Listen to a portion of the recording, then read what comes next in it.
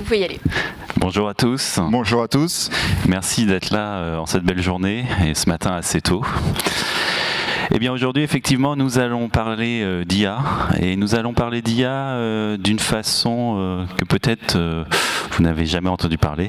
Déjà, je parle très bien français, vous voyez bien, ça commence bien. Mais peu importe, on va parler très très peu de génération de contenu. Je le dis tout de suite, c'est un disclaimer. Parce que la génération de contenu avec les IA, les LLM et tout, on pense que globalement, les confrères en ont parlé dans d'autres confs, ou alors vous avez déjà fait vos expériences, donc on va plutôt parler de choses un peu différentes pour un peu varier les plaisirs. Alors avant de passer au premier slide, je vais en rajouter encore un petit peu. Effectivement, nous on pense que la génération de contenu, alors c'est pas que c'est un problème qui est plié, mais qui est quand même en voie de l'être. Par contre, il faut savoir que avec les outils d'IA qu'on a actuellement et en rajoutant des briques additionnelles, on peut vraiment se créer des aides à nos métiers en fait. Et l'objectif de la présentation d'aujourd'hui, c'est de vous présenter un POC qu'on a fait où on voit comment on peut travailler le SEO à l'aide d'outils d'IA hors de la génération de contenu. Alors on a beaucoup réfléchi à comment on allait faire cette présentation. Au début elle était un peu professorale et en fait on l'a refait pour qu'elle soit plus active. Et littéralement ce qu'on va vous dire c'est voilà l'objectif de ce qu'on veut fabriquer, voilà comment on l'a fabriqué. Voilà quelques screenshots parce que faire une démo ça aurait été un peu ambitieux. Mais je le dis tout de suite, vous pouvez venir nous voir après sur mon téléphone. J'ai la démo de ce qu'on va vous présenter aujourd'hui. Donc on pourra regarder ensemble, il suffira de venir nous voir après. Guillaume là aussi, hein, vous n'êtes pas obligé de venir me voir moi, vous pouvez aller voir Guillaume. Voilà. Et on va commencer la présentation. On va commencer par se présenter. Voilà, passage obligé. C'est Noël, vous avez de la chance aujourd'hui. Je suis Guillaume Perronnet, je suis expert SEO, formateur depuis maintenant quelques années, dans le web depuis les années 2000, même un peu avant, mais ne le lisons pas trop fort. Et je suis cofondateur notamment de Babar Your Test Guru. Avec Sylvain, notamment. Oui, donc moi je suis Sylvain Perronnet, mais je vais me présenter rapidement parce qu'on va beaucoup parler de moi dans la présentation, en fait, vous verrez, parce que je sers d'exemple. Juste ce que je vais dire par rapport au sujet qu'on aborde aujourd'hui, c'est que moi je suis professionnel du web depuis 2014, en fait, professionnel au sens j'en vis, mais auparavant j'étais chercheur dans un domaine qu'on appelait l'aide à la décision avant, qui maintenant s'appelle l'IA, et voilà, c'est pour ça qu'il y a une certaine légitimité à parler d'IA, finalement. Et on va continuer par vous dire quel est notre objectif aujourd'hui. Donc j'ai envie de commencer par dire que tout le monde a essayé depuis un an et demi tout ce qui est ChatGPT et compagnie. Chez MSN, il y a d'autres choses, enfin Microsoft, maintenant il y a des modèles tout le temps de LLM, il y a des trucs open source. Dans la semaine, il y en a au moins 6 qui sont sortis, que vous pouvez même utiliser sur un ordinateur, certains sur des portables, ça va hyper vite. Donc vous avez sûrement déjà tous essayé. Et on a tous essayé de faire des choses, et ben nous on a essayé aussi de faire des choses, hein, comme les autres, on n'est pas plus bête que les autres, on a essayé, on a fait de la génération de contenu, c'est très bien, mais on n'a pas fait que ça, et donc comme disait Sylvain tout à l'heure, c'est ce dont on va parler. Et aujourd'hui, l'objectif ça va être de dire, ben, on va essayer de faire un assistant SEO personnalisé.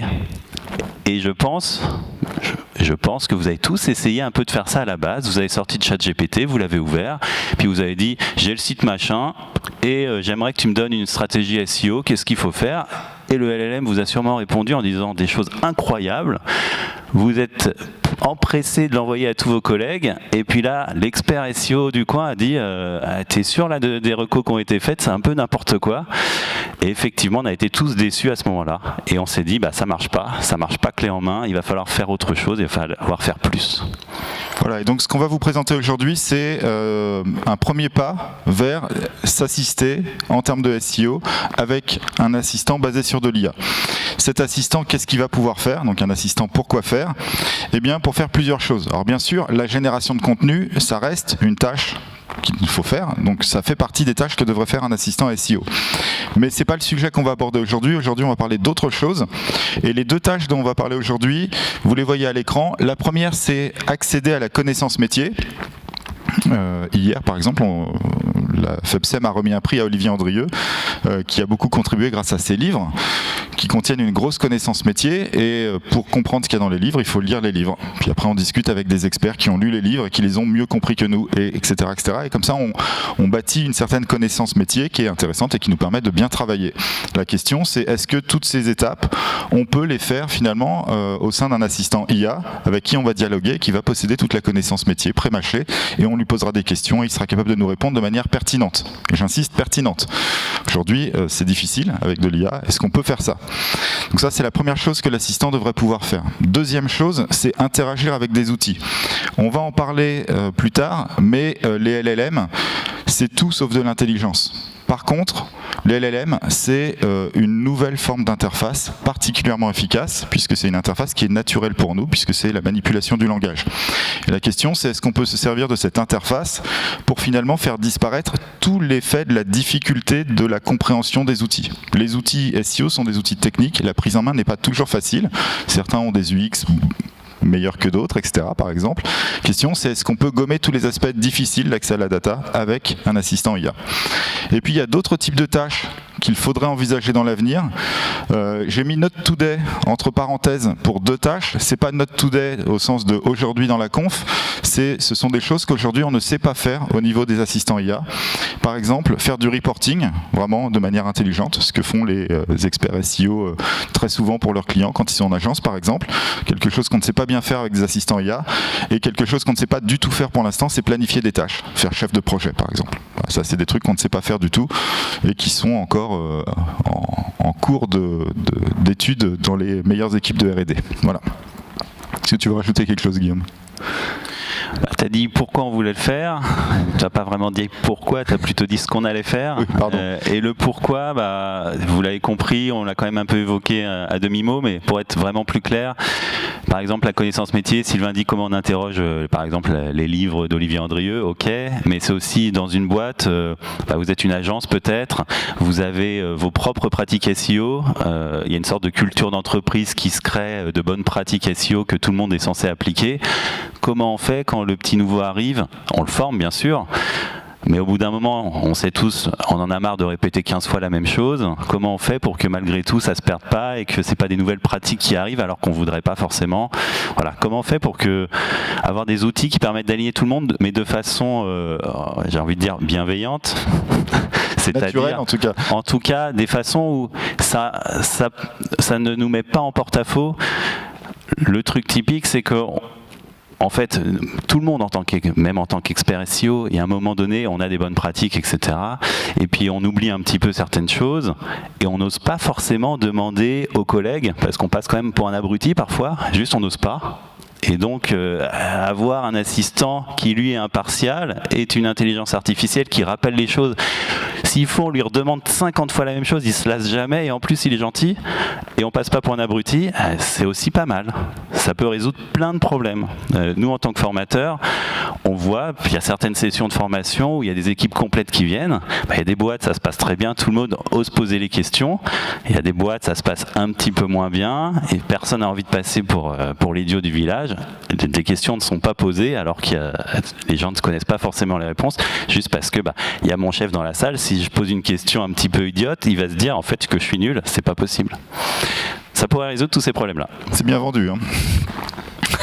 Très bien. Et on va commencer par dire que pour remplir cet objectif de fabriquer un assistant, bien sûr, il faudra utiliser un agent conversationnel. Ça, c'est une nécessité. Si les LLM, donc les modèles de langue très grands, sont à la mode, c'est pour de très bonnes raisons. C'est quand même des outils qui sont très efficaces. Et donc, pour faire cet assistant, il va falloir utiliser un LLM conversationnel. Pourquoi? Parce que c'est le mode d'interaction naturel des êtres humains, la conversation. Ça suffira pas. Ça suffira pas parce que le LLM ne porte aucune intelligence. Il ne porte que la capacité à manipuler le langage. C'est déjà beaucoup, hein. Il le fait de manière exceptionnelle, mais ça n'est qu'une interface. Et donc cette interface qui est révolutionnaire, il va falloir la brancher sur d'autres choses pour être capable d'avoir une vraie valeur ajoutée. Sur quoi? Alors qu'est-ce qu'on va faire exactement? Pardon. Donc il y a plusieurs briques. Il y a l'agent conversationnel, donc. typiquement, on va utiliser ChatGPT là dans l'exemple. Comme j'ai dit tout à l'heure, il y a des modèles qui sortent sans arrêt. Il y a Phi 3 qui marche sur un petit ordinateur. Il y a Llama 3 qui vient de sortir aussi, qui marche sur un Mac M1. Ou le grand modèle, il faut un petit peu plus de carte graphique, mais tout est possible. Nous, pour l'exemple, on a pris ChatGPT parce qu'une API, pour se lancer dans l'intelligence artificielle, ok, les API sont payantes, mais le coût des machines, des fois, c'est bien plus compliqué, beaucoup plus lourd. C'est bien d'utiliser une petite API pour voir. Ensuite, on va connecter cet agent conversationnel à des applications métiers. Alors, en fait, je dis ensuite, mais c'est le dernier truc qu'on fera dans les slides. Et l'exemple qu'on va prendre, c'est Babar uniquement. Pourquoi ? Parce qu'on maîtrise bien l'API Babar, pour le coup. Donc, c'est plus facile pour nous de faire des exemples. Mais ça peut être fait avec n'importe quel outil qui a une API et qu'on sait utiliser. Il est assez facile de connecter des agents conversationnels à ces API. Et puis pour finir, on va essayer de résoudre le plus gros problème des LLM. Vous l'avez vu, on interroge ChatGPT, parfois on fait « Ah, c'est incroyable, c'est bien, la réponse est jolie, etc. » Mais parfois aussi, juste, on lit le contenu, on fait « Mais ça raconte littéralement n'importe quoi. » On recommence la même question et ça répond bien, et puis on recommence, ça répond mal, etc. C'est hyper aléatoire. De temps en temps, ça raconte n'importe quoi, ce qu'on appelle les hallucinations. Comment on fait pour empêcher que ça hallucine, ou en tout cas que ça hallucine très peu souvent. Et donc pour ça, on va avoir deux approches, une approche RAG et une approche GraphRAG. On ne va pas en dire plus pour le moment, puisque c'est un peu tout l'objet de la suite. Alors, ce qu'on va construire, eh bien, on va le construire par bloc. Hein. C'est pas ce qu'il y a là à l'écran, c'est ce que vous allez voir dans 3 slides qu'on va construire. Mais on va commencer donc par avoir des êtres humains qui, via une interface texte, interagissent avec un LLM. Et ça, je pense que dans la salle, tout le monde l'a déjà fait. Qui n'a jamais utilisé un LLM ? C'est la question où personne ne va répondre. De toute façon, même si c'est le cas, personne n'osera le dire. Mais voilà, donc tout le monde fait ça. Et en réalité, pour avoir des résultats plus corrects, la plupart des gens qui font ça, ils utilisent un hack qui est bien connu, qui est dans tous les prompts, de préciser au LLM, si tu ne sais pas, dis-le. Parce qu'en fait, les LLM sont conçus pour plaire aux êtres humains. Quand ils ne savent pas, ils racontent n'importe quoi, sauf si on leur dit que quand ils ne savent pas, il ne faut pas dire n'importe quoi. Donc le patch de base, c'est déjà de dire, si tu ne sais pas, dis-le. Et vous verrez que la plupart des réponses, après, ça deviendra je ne sais pas. Ça, c'est assez fascinant. Mais bien sûr, c'est pas satisfaisant. C'est pas ce qu'on veut faire. Donc nous, on va aller plus loin. Et plus loin, ça commence par une approche qui s'appelle le RAG, Retrieval Augmented Generation, qui correspond schématiquement à ce que vous voyez là.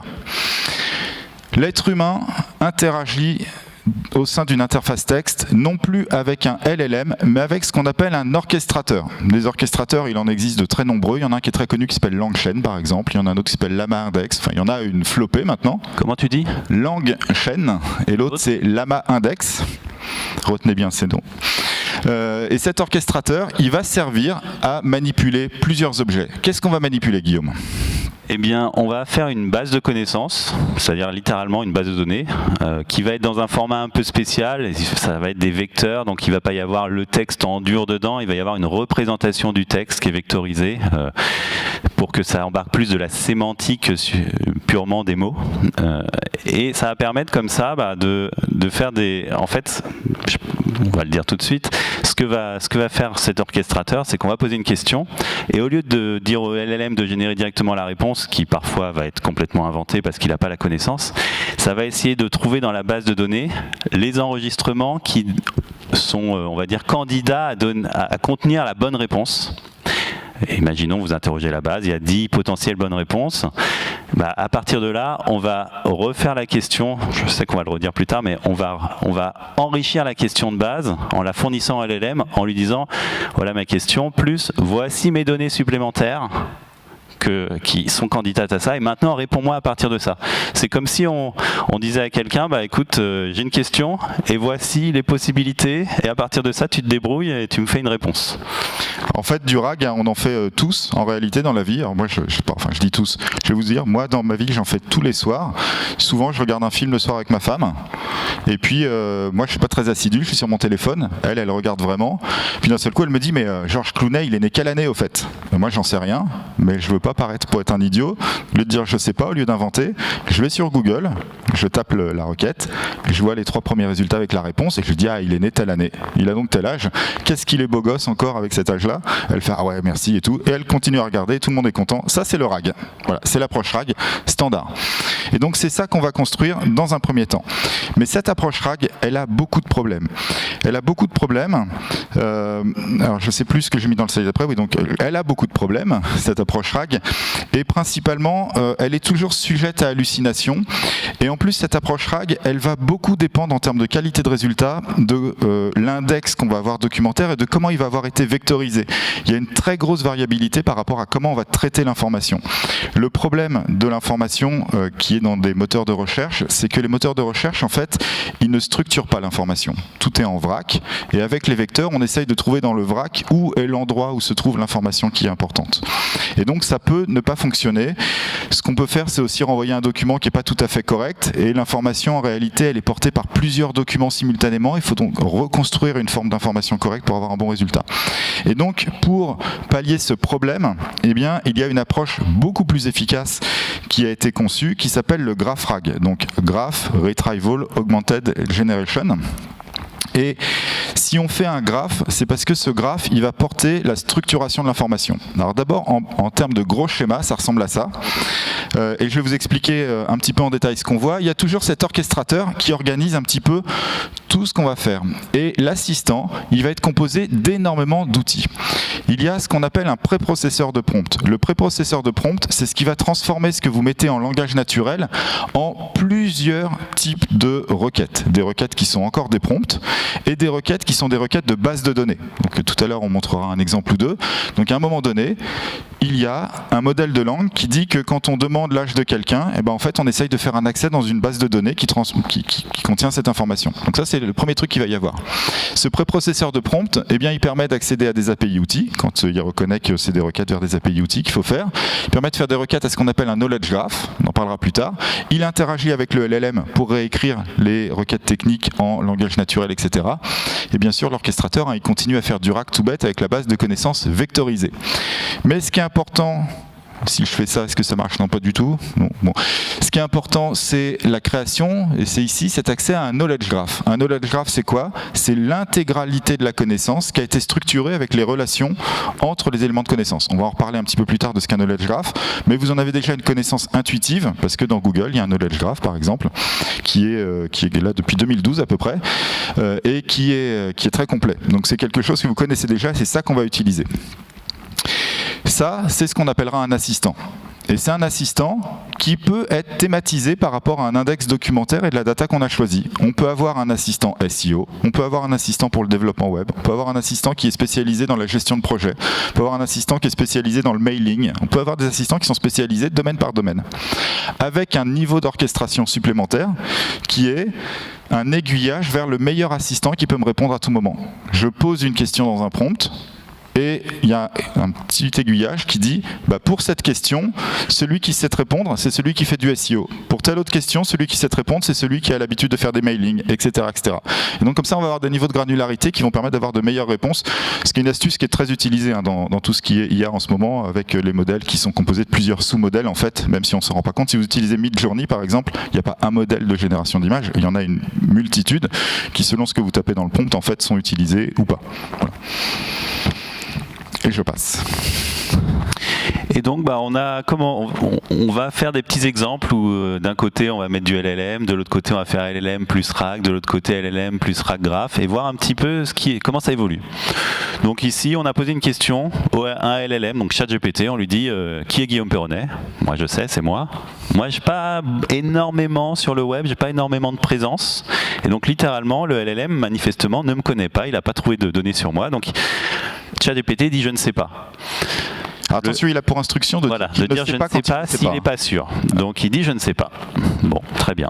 Après, on a un SaaS, Babar.tech, dans lequel on a des différentes métriques. Il y en a une, c'est la Babar Authority Score.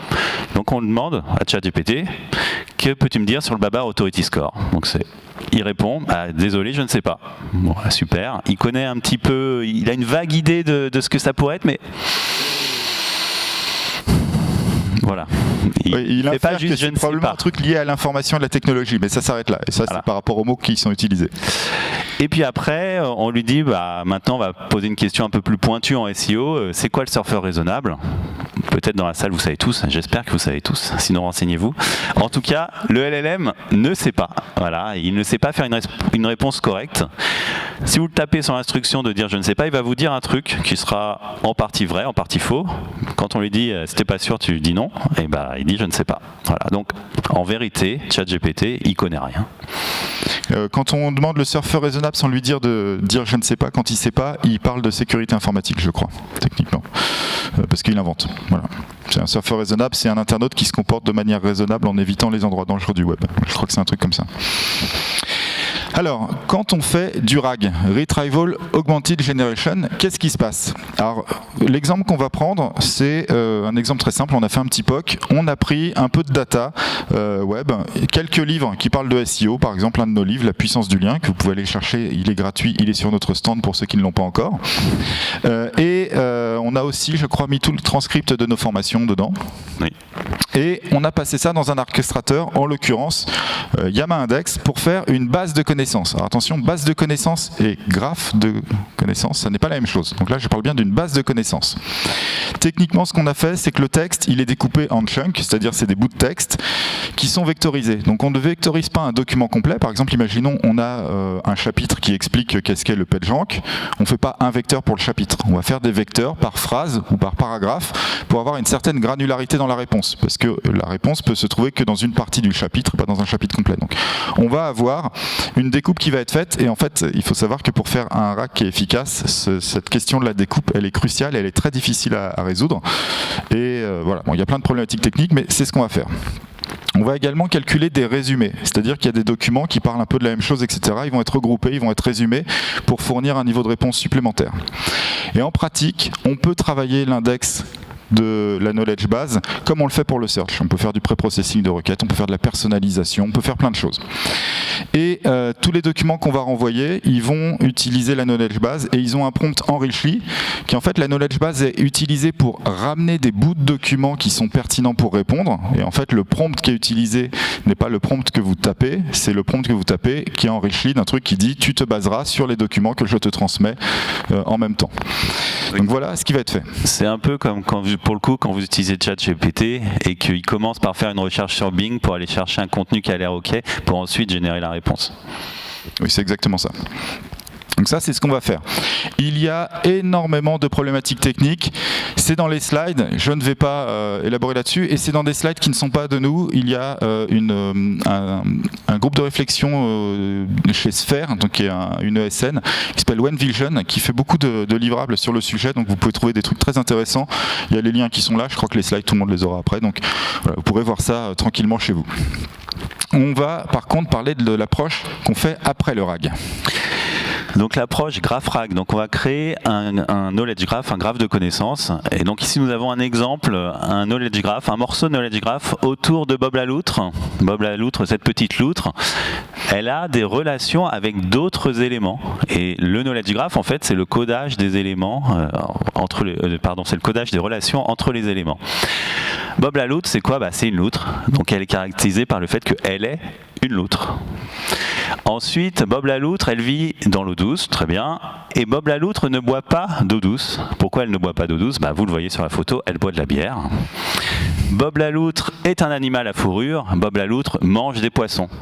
Voilà. Comme ça, on a des relations entre toutes les choses. Et comme ça, si on interrogeait le knowledge graph, on pourrait dire qu'est-ce que mange Bob la loutre? Et on pourrait comme ça déterminer que elle mange du poisson, juste par les relations. C'est une certaine forme d'intelligence. On va dire ça comme ça. Voilà, donc un knowledge graph, c'est ni plus ni moins que des groupes de 3 éléments, 2 entités et une relation entre les entités. Ici, par exemple, la relation entre Bob la loutre et l'eau douce, c'est ne bois pas. Et donc on va voir toute la connaissance qui va être transformée de cette manière-là pour faire un énorme graphe qui va encapsuler toute la connaissance qu'on peut avoir. Le knowledge graph, c'est quelque chose chose qui existe depuis 2012. C'est Amit Singhal qui avait beaucoup poussé pour que ce soit mis dans Google, avec l'objectif, en fait, déjà à l'époque, de nourrir des intelligences artificielles avec toute la connaissance humaine. La problématique qu'il y a sur les knowledge graphs, c'est la problématique de la création. Le knowledge graph de Google, par exemple, à l'origine, c'est une émanation d'un autre graphe qui s'appelle Freebase, qui avait été constitué par des êtres humains qui avaient saisi les relations. Mais aujourd'hui, l'être humain, en fait, il n'a plus besoin de travailler parce qu'on a des outils pour nous remplacer. Et l'outil le plus fort pour créer des graphes de connaissances, c'est le LLM en lui-même. Et donc aujourd'hui, on crée des knowledge graphs avec un LLM. Je prends mon livre, La puissance du lien, et avec LlamaIndex et ChatGPT, je peux créer un graphe. Très simplement, le LLM parcourt le texte et il crée tous les triplets entre les relations, toutes les relations qu'il va voir entre les entités qu'il va croiser. Et il met ça dans un graphe de connaissances. Il y a plusieurs types de graphes. Nous, on utilise Nebula Graph, mais beaucoup de gens utilisent Neo4j, par exemple, qui est un graphe très connu, enfin une base de données graphique très connue. Et donc, voilà comment ça va être fait. Et ça se fait très simplement. Il y a 10 lignes de code, j'exagère, mais c'est vraiment très très simple à faire. Oui, après, il y aura une problématique annexe en dehors du POC, ce serait quelque part de vérifier que le knowledge graph fabriqué est bien réaliste, qu'il n'y a jamais eu d'erreur, etc. Mais c'est un autre problème. Alors, un exemple réel, ça c'est ce qui va ressortir. Donc j'ai pris un excellent morceau de notre livre, c'est ma biographie, pourquoi pas, et on l'a passé dans le process. Donc par exemple, la première phrase, Sylvain Perronnet est chercheur en algorithmique, etc. Donc ce qui est sorti, c'est le format qui est là en dessous. Eh bien, on voit à un endroit, moi je vais prendre plutôt la première ligne et faire dans l'autre sens. La première ligne, on voit qu'il y a une relation entre Sylvain Perronnet et Semi Award, et que cette relation, c'est A reçu. Et pourquoi? Parce qu'il y a une phrase en fin de la bio qui est Sylvain Perronnet, tatati tatata, en 2016, il a reçu le Semi Award. Et donc le LLM, en voyant ça, il crée cette entrée dans le graphe de connaissances entre les deux entités, la relation A reçu. Et c'est ça qui va être fait en parcourant les textes. Donc c'est fait au kilomètre par le LLM. Et une fois que c'est fait, eh bien, on a une base de connaissances qui contient toute la connaissance, mais structurée dans un graphe. Et on peut commencer à faire des requêtes qui sont intéressantes. Ici, par exemple, deux types de requêtes. Alors d'abord, des requêtes au sens technique du terme, informatique. Je veux savoir quelles sont les entités qui sont en relation avec moi. Donc je fais ce qui est en haut à gauche ici, et ça me donne ce que vous voyez là à droite. Quelles sont les relations qui sont, quelles sont les entités qui sont en relation avec Sylvain Perronnet, quelle que soit la relation en question, Semi Award, CEO de Babar, spam, etc., etc. On voit qu'il y a des choses qui ne sont pas correctes. Il y a des scories en fait, et il faudrait travailler derrière pour rendre ça beaucoup plus propre, mais ça permet d'avoir un graphe qui est fonctionnel tout de suite, sans aucun travail. Et après, on peut commencer à poser des questions. Par exemple, qui sont les cofondateurs de Babar? Eh ben, on va chercher tous les éléments de mon graphe de connaissances qui sont en relation avec l'entité Babar et qui sont dans une relation qui est cofondateur. Et en faisant ça, en parcourant tout le graphe, on va trouver qui sont tous les cofondateurs de Babar. Et le LLM derrière va pouvoir formuler une belle réponse en langage naturel à partir de la réponse technique qu'on aura eue sur le knowledge graph. Des exemples maintenant. Voilà, donc on a reposé la question, qui est Guillaume Perronnet. Tout à l'heure, le LLM classique, genre ChatGPT, disait je ne sais pas. Le RAG, il y a une petite amélioration. Il dit c'est l'un des fondateurs de Your Test Guru. Il a trouvé une info dans la base de connaissances. Et alors là, je vais insister, il y a beaucoup de documents peut-être dans la base de connaissances qui parlent de Guillaume. Mais il y en a un qui est considéré comme le plus pertinent dans la recherche qu'on fait en termes de search vectoriel. Et c'est un passage qui dit Guillaume Perronnet, l'un des fondateurs de Your Test Guru. Il y a peut-être d'autres réponses plus complètes, mais c'est celle-là qui va être envoyée. Et le reste de l'information va être occulté. Et avec le graph RAG, on voit qu'il renvoie quelque chose de beaucoup plus complet, presque promotionnel, tout à fait. Mais beaucoup plus complet. Grâce aux relations, il arrive à me sortir vraiment l'endroit important, l'info, finalement la bio importante qu'il a trouvée. Il arrive à bien renvoyer les choses, ce qui améliore quand même considérablement les choses. Dans votre boîte, si vous avez une base de connaissances et que vous allez transformer en graph RAG, on voit déjà, on a l'intuition que ça va tout changer à l'accès à l'information. Autre exemple, que peux-tu me dire sur le Babar Authority Score? Donc le score, un des scores de l'outil Babar. Le LLM, il ne sait pas répondre. Ça, on l'a déjà vu. Le RAG donne une réponse qui est très très bien. À un endroit, dans un des documents qu'on a rentré dans notre approche, il y a un paragraphe qui dit exactement ce qu'est le Babar Authority Score. Ce paragraphe est renvoyé tel quel par le RAG, et donc la réponse est parfaite. Le graph RAG, par contre, il recompose une information de briques et de broc par rapport à des relations qu'il a dans des phrases qui parlent du Babar Authority Score comme entité. Et en fait, la réponse est incorrecte. Et là, le problème, c'est pas tant la totalité de l'approche que la création du graphe en lui-même. Comme cette création elle est automatisée, etc., s'il y a des ambiguïtés sur les entités, etc., on va avoir des informations qui vont être en collision et ça peut raconter un peu n'importe quoi. Et en l'occurrence, ici, la réponse est tout simplement fausse. Voilà, c'est un exemple qui est important d'être mis dans les slides parce que c'est important de souligner le fait qu'encore une fois, c'est la data qui est importante, c'est ce qu'on donne à l'informatique qui donne ou pas le fait que ce soit des bonnes réponses. Donc il faut rester vigilant sur ça et en vérité, maintenant avec toutes les solutions open source qui existent, ce qui coûte cher, c'est de faire la bonne data, c'est pas le reste. Et dernier exemple, ou avant-dernier, je ne sais plus, qui sont les cofondateurs de Babar. Là, c'est intéressant, le LLM ne sait pas. Le RAG, il retrouve une phrase qui est dans un de nos trucs promotionnels, j'en suis sûr. Babar a été confondé par 6 personnes, dont les frères Perronnet, experts du référencement, incroyable. Mais le GraphRag, il a plus d'informations parce qu'il recompose. Et donc, en fait, il y a plusieurs entrées sur plusieurs personnes dans, par exemple, notre livre. Guillaume a écrit un article, il y a marqué dedans qu'il est cofondateur de Babar. J'ai écrit un article, c'est écrit. Thomas Largillier, qui fait partie de l'équipe, a écrit un article, ça dit aussi qu'il est cofondateur. Et dans l'approche GraphRag, en fait, c'est recomposé. C'est-à-dire les 3 personnes sont trouvées séparément comme cofondateurs et le LLM a l'info par le graphe que ces 3 personnes-là, il fait une phrase pour grouper tout le monde. Alors, en fait, il y a une autre phrase qui dit qu'il y a 6 personnes, donc il dit il y a tac, tac, tac, et il y a 6 personnes globalement. Mais il ne connaît pas le nom des 3 autres parce que c'est pas dans la data qu'on lui a donnée. Voilà. Donc ça permet d'avoir une info précise. J'avance. Sur le surfeur raisonnable, le LLM ne sait pas, le RAG ne sait pas parce qu'il n'y a pas un paragraphe, un chunk précis qui répond. Par contre, le GraphRag reconstitue une information parfaite à partir de plusieurs éléments qui se trouvent dans un chapitre qui est dédié au sujet.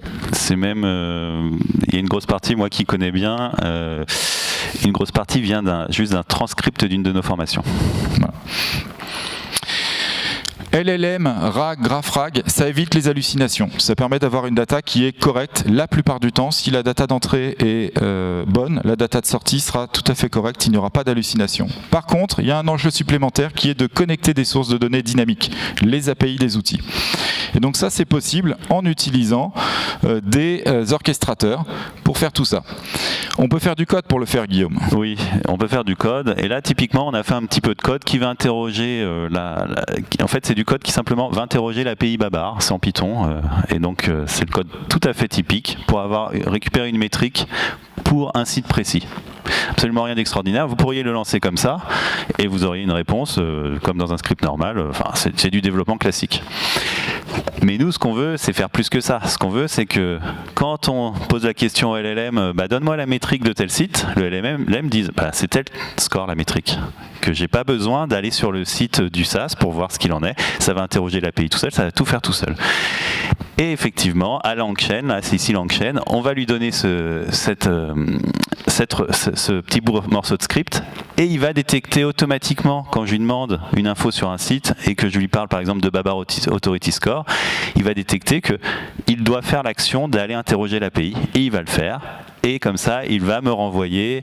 Donc en fait, bien sûr, l'API renvoie un objet informatique, un JSON qu'il faut après traiter, etc. Mais il va faire tout ça de son côté.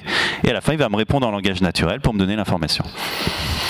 Et donc ici, voilà, je demande quelle est la host value de www.babar.tech.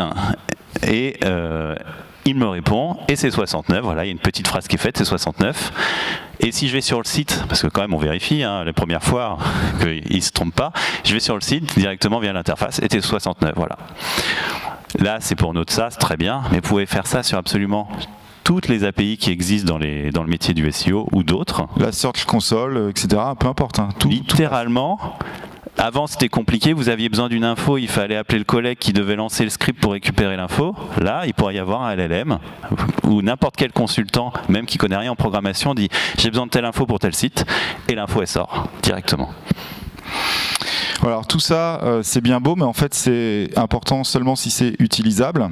Et c'est très facile maintenant de faire un pipeline complet de traitement qui regroupe tout. La démo qu'on a, en fait, nous, elle fonctionne sur WhatsApp. Donc si vous venez me voir, on pourra jouer sur mon WhatsApp. Donc sur WhatsApp, on a un compte qui s'appelle Victoria de Babar.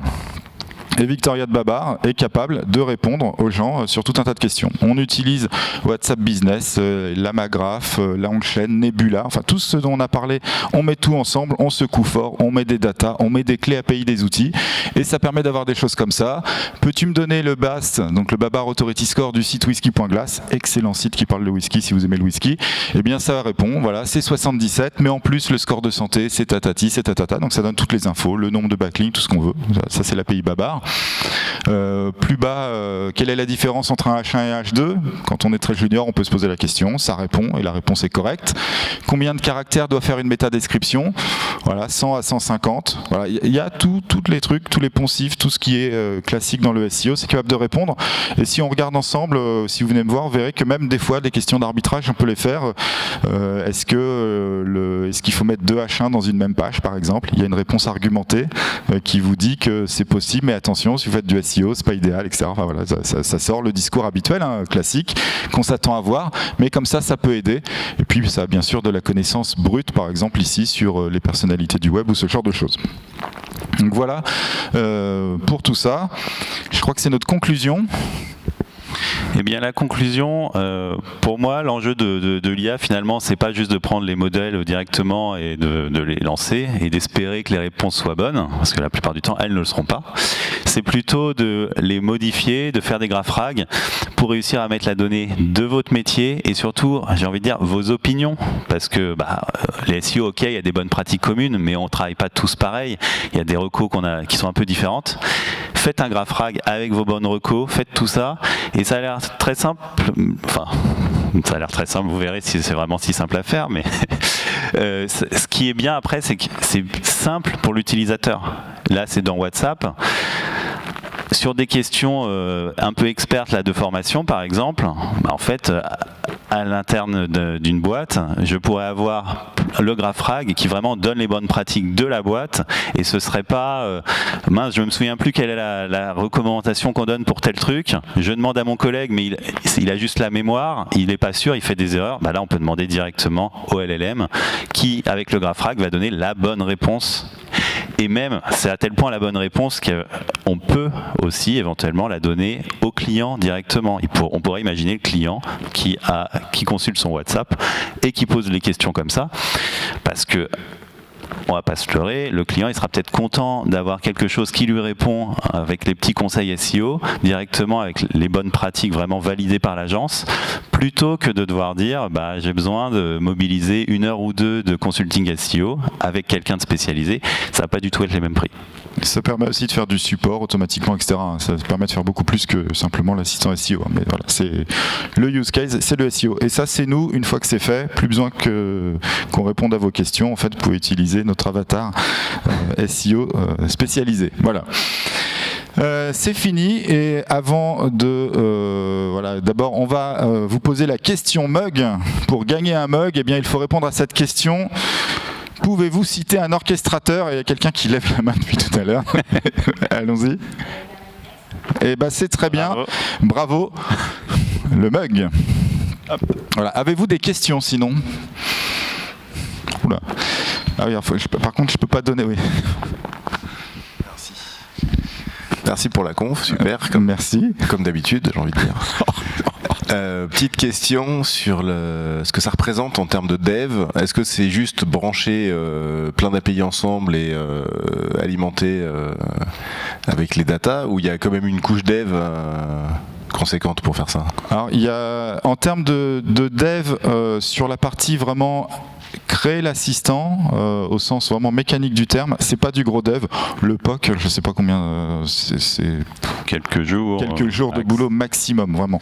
Là, par exemple. Par contre, il y a énormément de travail à faire pour faire du dev pour la création de la data qui soit propre. En fait, si on fait le truc de base, que le LLM, c'est pas tout à fait fou, et donc il va falloir créer pas mal de code de nettoyage en allant vérifier de l'info, etc. Donc ça, c'est la problématique un petit peu. Et il y a du prompt engineering à faire pour que les réponses correspondent à une manière de répondre qui soit adaptée, parce que sinon des fois c'est le LLM brut de fonderie et c'est pas forcément adapté en termes de wording, en termes de tout ça, mais c'est pas de la grosse ingénierie, c'est beaucoup de travail besogneux en fait, comme souvent, parce que beaucoup de travail sur la data. Trouver les bonnes sources de data et enlever des sources de data ce qui est pas correct, par exemple, c'est difficile. On parle du SEO, il y a beaucoup de livres qui parlent de SEO, tous ne sont pas de grande qualité, et donc prendre ce qui est de qualité, etc., c'est pas facile. Mais en termes de dev, c'est pas grand chose.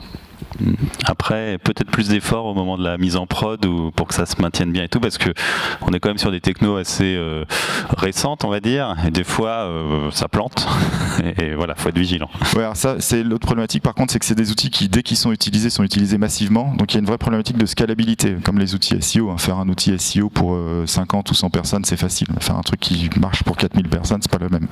Là, il y a une autre problématique, mais plus de DevOps, en fait.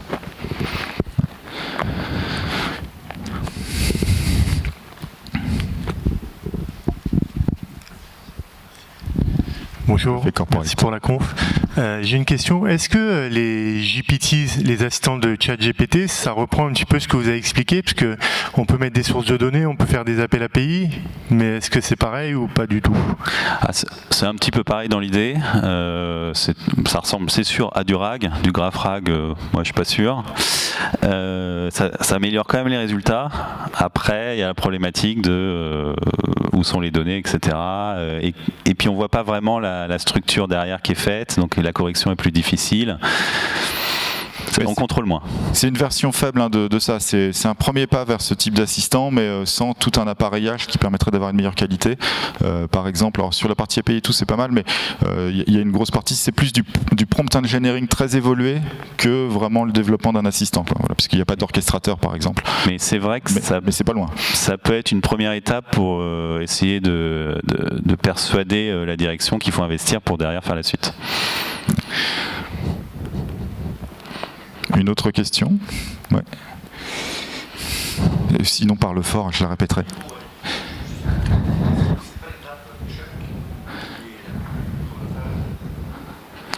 La question, c'est est-ce que l'étape chunk est la plus chronophage? De fait, oui. Dans l'approche RAG, ça fait partie des parties qui sont extrêmement lourdes, parce qu'on aurait envie de l'automatiser, mais en fait, c'est difficile à automatiser, et donc il y a beaucoup de travail humain de validation. Là, on rejoint une problématique globale de l'IA, qui est comment est-ce qu'on fait pour générer un très gros dataset le plus propre possible, et puis après avoir le moins d'intervention humaine pour le nettoyer. Et aujourd'hui, on ne sait pas bien faire. D'ailleurs, il y a beaucoup d'histoires sur comment les gros opérateurs de l'IA font pour nettoyer leur dataset avec des équipes au Kenya ou ailleurs.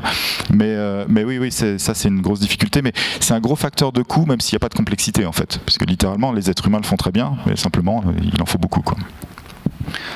Il y a aussi un autre facteur de coût hors développement, c'est que là on dit, nous on a quelques livres, on a des formations enregistrées, etc. On donne un peu de data comme ça. Dans beaucoup de boîtes, il n'y a pas vraiment de documents, la tradition est plutôt orale. Les recos, ok, il y a des PowerPoint et tout, mais c'est pas forcément très formalisé. Pour faire ça bien, il va falloir payer des gens pour dire, maintenant on commence déjà à faire une vraie base formelle, etc. On fait de la doc finalement. Et la doc, généralement, c'est ce que les gens n'aiment pas faire. Et il y avait une autre question là, ouais.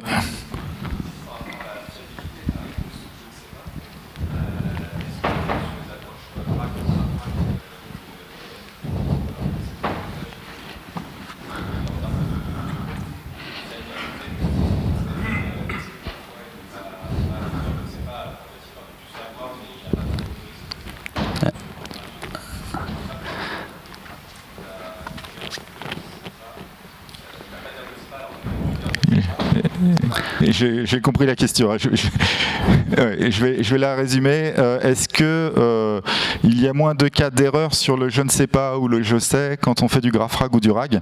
Oui, les réponses sont beaucoup plus correctes. Par contre, effectivement, parfois, il dira qu'il ne sait pas alors qu'il aurait pu savoir, parce que le GraphRag n'a pas... Il faudrait rajouter ce que je disais dans un des premiers slides, la capacité de planification, etc., c'est-à-dire une capacité d'inférence. Une capacité d'inférence, c'est essayer de reconstituer reconstituer de la data supplémentaire à partir de la data structurée. Ce que Guillaume a fait tout à l'heure en disant que mange Bob la loutre. Bob la loutre, c'est une loutre, les loutres mangent du poisson, donc Bob la loutre mange du poisson, c'est ce qu'on appelle de l'inférence. Et ça, et si on dote pas l'assistant d'une capacité d'inférence, des fois il va dire qu'il ne sait pas alors qu'il aurait pu reconstruire la réponse s'il avait cette micro-capacité de raisonnement mécanique. Voilà. Mais globalement, la qualité est quand même vraiment meilleure. Et c'est vrai que nous on n'aime pas du tout quand le LLM répond en inventant, et donc on préfère même que trop souvent ils disent je ne sais pas plutôt qu'il y a le moindre doute. On le voit bien quand les LLM sont sortis et que la mode a commencé vraiment à arriver, beaucoup de gens ont dit pour mon métier, alors le SEO mais partout, hein, le LLM fait ça, il audite mon site, etc. alors que le LLM va même pas le voir en fait, mais il invente un truc complètement. Voilà, c'est ça qu'on veut éviter parce que dans le cadre de l'aide à la décision, parce que même les outils sont là pour ça surtout, en fait on passe complètement à côté puisqu'on est même c'est le contraire de l'aide à la décision, quoi. Merci Guillaume, merci Sylvain. Nous allons passer à la prochaine conférence. Merci bien. Merci.